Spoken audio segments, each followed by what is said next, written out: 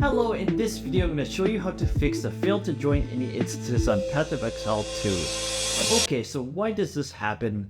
This could be corrupted game files, it could be because the servers are overloaded, and it could be because of another reason like that. So first of all, let's try to verify the game files.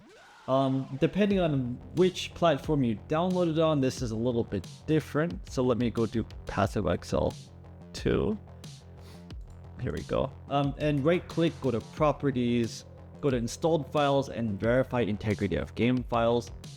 Now, if you're getting this mid-game when you're using a town portal, what you want to do is basically not use a town portal for the time being until the servers are a little bit more stable, and you should be able to hopefully avoid this problem mid-game. Now, if you can't join a server, what do you do? Now, this is because the servers are overloaded.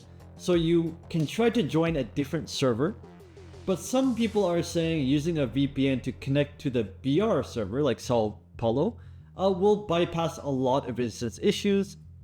Also, you want to try to add the game to firewall and antivirus exceptions to avoid interruptions.